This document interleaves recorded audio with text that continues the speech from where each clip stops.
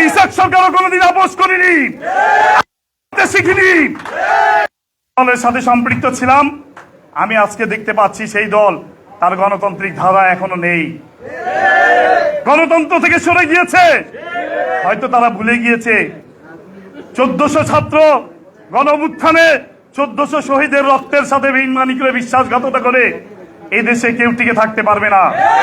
ছাত্র জনতা কিন্তু জাগ্রত হয়ে গিয়েছে, এই ছাত্র জনতাকে আর দমানো যাবে না, এখনো সময় আছে।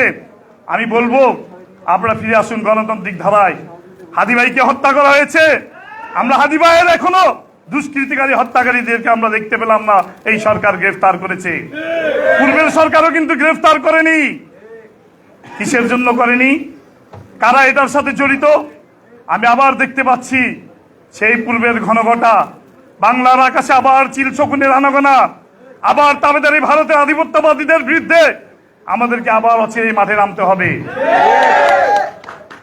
দিল্লিতে আমরা দেখেছি স্বৈর শাসক, আমি সব শাসনামলেই কারাগারে ছিলাম। বিএনপি বলেন, বিএনপি করেছি, তারপরে ওই আমলে জেলে ছিলাম এক সময়। আওয়ামী লীগের শাসনামলে ছিলাম, আমি সব শাসনামলে দেখেছি। স্বৈর শাসক আমরা দেখেছি, স্বৈর শাসকও সহ্য হয়েছে। কিন্তু দিল্লির রক্ষিতা কোন নেতা যদি বাংলাদেশের মাটিতে শাসন করতে চায়, সেই নেতার শাসন এদেশের জনগণ কোনোদিন মেনে নিতে পারবে না। দিল্লি আবার আমাদের উপর ভর করেছে।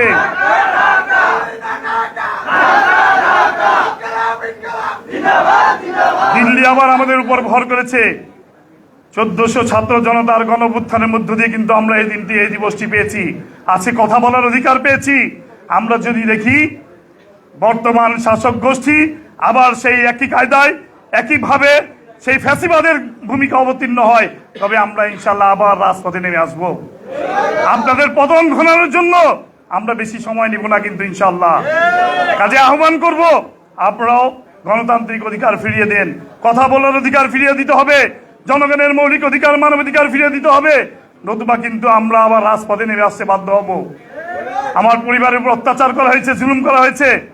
আমি কোনো দলের প্রতি আমার বিমতা সুলভ আচরণ নয়, আমার কারো প্রতি কোনো দুঃখ রাগ ক্ষোভ অভিমান নেই।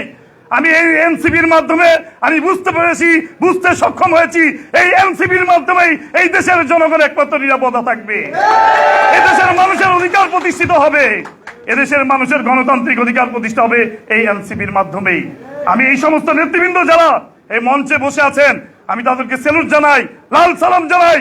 তাদের মাধ্যমে আজকে আমি পূর্ণভাবে গণতান্ত্রিক অধিকার ফিরে পেয়েছি। আজকে যদি ফাঁসিবাদী কায়েম থাকতো, শেখ হাসিনা যদি পালিয়ে না যেত, তাহলে হয় আমাদেরকে জেলে মরতে হতো, অথবা ফাঁসির কাছে দণ্ডিত হয়ে আমাদেরকে ফাঁসির মঞ্চে ঝুলতে হতো। আমি এই এনসিপির কারণে কিন্তু আজকে আমি পূর্ণ স্বাধীনতা পেয়েছি। এদেশের জনগণ, আমি মনে করি এখনো সারা দেশের আপামর জনগণ তাকিয়ে আছে এনসিপির দিকে। এনসিপি রাস্তায় নেমে আসবে, জনগণের অধিকার ফিরে পাবে। আর যদি এনসিপি আবার ঝিমিয়ে যায়, তাহলে এদেশের মানুষের ভাগ্যে আবার সেই কালো অন্ধকার নেমে আসবে। তাই আমি প্রত্যেকটা নেতা কর্মীদেরকে আহ্বান করবো, দীপ্ত চেতনা উজ্জীবিত হয়ে আগ্রাসী অপসংস্কৃতি প্রতিরোধ এবং বিপন্ন বাংলাদেশের স্বাধীনতা সার্বভৌমত্ব রক্ষা করতে হলে আবার আমাদেরকে রাজপথে ঝাঁপিয়ে পড়তে হবে। আপনারা আমার জন্য দোয়া করবেন। আমি সারা জীবন সততার সাথে রাজনীতি করেছি।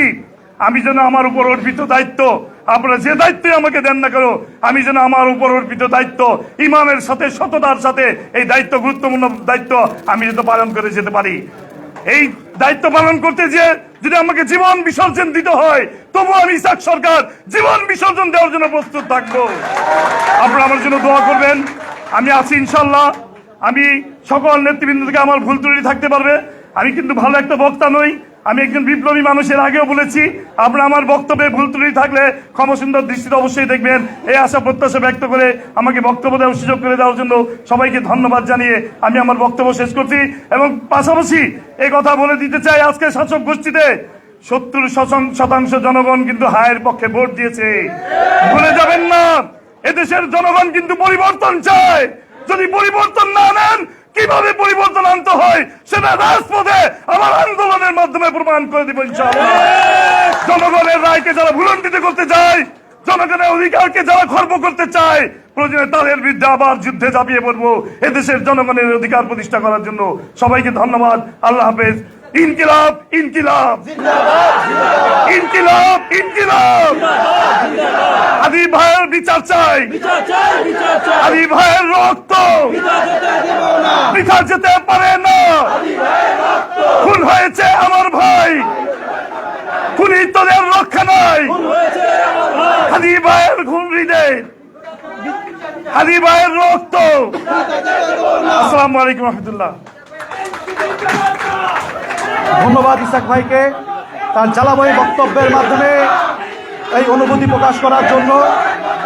আমরা যেটা বলেছি, যারা জুলাইয়ের আকাঙ্ক্ষা ধারণ করেন, যারা নতুন বাংলাদেশের স্বপ্ন দেখেন, তাদের একমাত্র রাজনৈতিক গন্তব্য বর্তমানে জাতীয় নাগরিক পার্টি এনসিপি। আয়োজনের এই মুহূর্তে আমি অনুরোধ জানাবো জাতীয় নাগরিক পার্টি এনসিপি যুগ্ম সদস্য সচিব, নারায়ণগঞ্জ 4 আসনের সম্মানিত সংসদ সদস্য